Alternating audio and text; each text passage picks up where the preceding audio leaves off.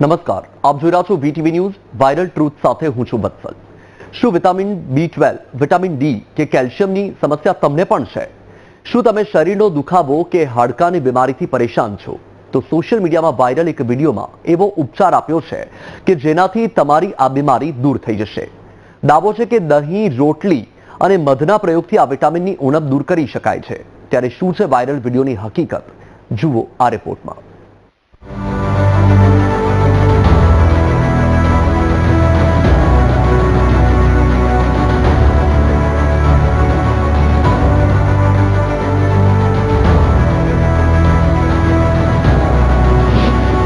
વિટામિનની ઉણપ દૂર કરશે દેશી ઉપચાર। વિટામિન B12 અને વિટામિન D ની ઉણપ દૂર થઈ જશે। હાડકાની બીમારી હવે પરેશાન નહીં કરે।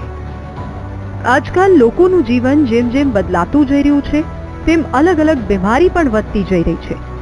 ઘણા લોકો સામાન્ય બીમારી માટે પણ ડોક્ટરની સલાહ લેતા હોય છે, ત્યારે પહેલાના સમયમાં લોકો ઘરમાં જ બીમારીનો ઇલાજ શોધી લેતા હતા।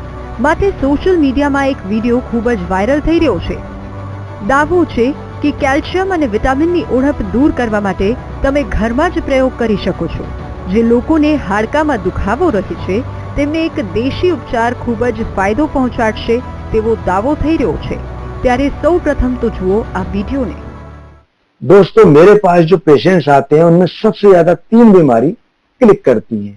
एक विटामिन डी की कमी, दूसरा कैल्शियम की कमी और तीसरा विटामिन B12 की कमी। और तीनों के लिए मैं एक ऐसे प्रयोग बता रहा हूं जिसको आप घर में अदल बदल के करते रहे तो सारी चीजें आपकी नियमित हो जाएंगी और इन बीमारियों से निजात मिलेगी। विटामिन डी के लिए 1 चम्मच गाय का घी, 1 चम्मच तिल का तेल और 8 चम्मच शहद, इनको मिला के अच्छी तरह रख लें। 1-1 चम्मच सुबह शाम दूध के साथ सेवन करें तो विटामिन डी की बहुत अच्छी पूर्ति हो जाएगी। दूसरा, कैल्शियम। कैल्शियम की कमी दूर करने के लिए चुटकी भर चूना भुजा हुआ हो दूध में, दही में या मट्ठे में मिलाकर सुबह शाम सेवन करें। तीसरा, विटामिन B12। इसके लिए आप दही के अंदर ताजी दही हो, गरम गरम चावल या गरम गरम रोटी मिलाकर रख दें, सुबह को रख दें और शाम को इसको सेवन करें। વિડીયોમાં એક વ્યક્તિ લોકોને કેલ્શિયમ માટે ચૂનો લેવાનું કહે છે, તેમજ વિટામિન B12 ની ઉણપ માટે દહીં અને રોટલીનો પ્રયોગ જણાવ્યો છે, તો વિટામિન ડી માટે મધનો પ્રયોગ બતાવાયો છે। આજકાલ ઘણા લોકો વિટામિન B12 ના ઇન્જેક્શન લેવા મજબૂર છે, કેમ કે શહેરી જીવનમાં લોકો આરોનું પાણી પીતા થઈ ગયા છે।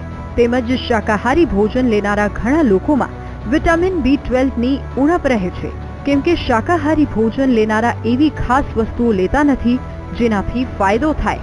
માટે આ વાયરલ વિડીયો જોઈને ઘણા લોકો પ્રયોગ કરતા હશે, પરંતુ વાયરલ આ વિડીયોનો દાવો સાચો છે કે ખોટો તે જાણવું જરૂરી છે। વાયરલ વિડીયો સાચો છે કે ખોટો તે જાણવા માટે અમારી ટીમે તપાસ શરૂ કરી। અમે સૌપ્રથમ તો ડોક્ટર ગિરીશ પરીખનો સંપર્ક કર્યો અને તેમને વાયરલ વિડીયો પણ બતાવવામાં આવ્યો। ત્યારે તેમણે શું કહ્યું આવો જાણીએ। આપણે આજે ખોરાકમાં મોટાભાગની પબ્લિક રવિવારે પાણીપુરી કે પછી ચાઇનીઝ આઈટમ કે પછી પંજાબી કે એવું કંઈક હોટલમાં જઈને ખાતા હોય છે। પરિણામે એની અંદર કેટલીક વસ્તુ જે આવે છે, જે વસ્તુ શરીરમાં વિટામિન અને મિનરલ્સના અને બીજા પ્રોટીન સહિતના તમામ જે શરીરના ગુણકારી તત્વો છે એ ગુણકારી તત્વોનો નાશ થાય છે। આપણા દેશમાં સામાન્ય રીતે વિટામિન B12 જોવા જઈએ તો લગભગ દર 5 માણસે 2 જણમાં વિટામિન B12 ની કમી હોય છે। એનું કારણ છે, એક તો આપણે સૌથી વધારે પાણીને આરોમાં ટ્રાન્સફર કરીને આપણે પીતા હોઈએ છીએ, એક કારણ છે। બીજું, મોટાભાગની પબ્લિક આજે ઊંધું ગાલીને ઈનો સહિતની વસ્તુઓ કે જે એસિડિટી થાય, ગેસ થાય એના માટેની કેટલીક દવાઓ લે, તેને લીધે પણ B12 ની ઉણપ રહે। સાથે સાથે ડાયાબિટીસના પેશન્ટોને પણ કેટલીક દવાઓને લીધે ઉણપ રહે। આમ બહારના રેસ્ટોરન્ટમાં જમતા કે બહારનું ભોજન કરનારા લોકોમાં ઘણી બીમારી ઘર કરી જાય છે તેવું ડોક્ટર ગિરીશ પારેખે જણાવ્યું હતું। તેમનો દાવો છે કે ઘણી બાબતો સાચી છે, તેમાં કંઈ પણ ખોટું નથી। સાથે તેમણે એ પણ જણાવ્યું કે વિડીયોમાં જે આયુર્વેદિક નુસ્ખો જણાવ્યો છે તે કેવી રીતે ફાયદો કરે તે પણ જણાવ્યું હતું। કેટલીક જગ્યા અતિશયોક્તિ હોય છે પણ એ અતિશયોક્તિ અને બાદ કરતા મોટાભાગની વસ્તુઓમાં જ્યારે આવા કોઈ વિડીયો આવે ત્યારે જે તે બાબતે નિષ્ણાત તબીબો હોય, નિષ્ણાત જે આયુર્વેદિક કે હોમિયોપેથિક કેવા તબીબો હોય એ લોકોની સલાહ લઈને યોગ્ય સારવાર કરવી અથવા યોગ્ય એનો પ્રતિભાવ આપવો એ જરૂરી છે, પણ ઊંધું ગાલીને કોઈ પ્રયત્ન નહીં કરવા. તો હવે અમારી ટીમે આયુર્વેદિક ડોક્ટરનો પણ સંપર્ક કર્યો.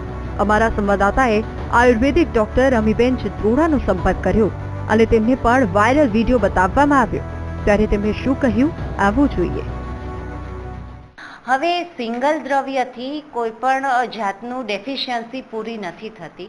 એની માટે તમારે પૂરતો સોર્સ લેવો જ પડે છે. અને બીજું વિટામિન ડી છે એ સનલાઇટમાંથી મેઇન મળતું હોય છે.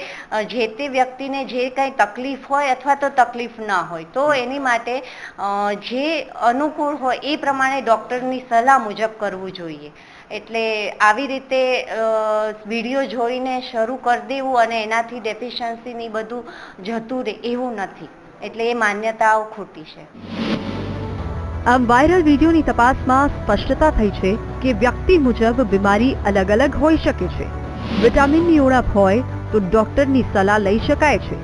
આયુર્વેદિક નુસ્ખો અજમાવતા નુકસાન નહીં થાય, પરંતુ સંપૂર્ણ રાહત મેળવવી છે તો ડોક્ટરની સલાહ મુજબ આગળ વધવું. આમ વીટીવી ન્યૂઝની તપાસમાં સ્પષ્ટ થયું છે કે વાયરલ વિડીયો અડધો સાચો છે. આયુર્વેદિક નુસ્ખા જે પણ બતાવવામાં આવે છે તે અજમાવી શકાય, તેનાથી કોઈ નુકસાન થવાનું નથી, પરંતુ સંપૂર્ણ રાહત મેળવવા માટે ડોક્ટરની સલાહ જરૂરી છે. કેમેરામેન કિશોર ક્ષીરસાગર સાથે માનુ ચાવડા, વીટીવી ન્યૂઝ, વડોદરા.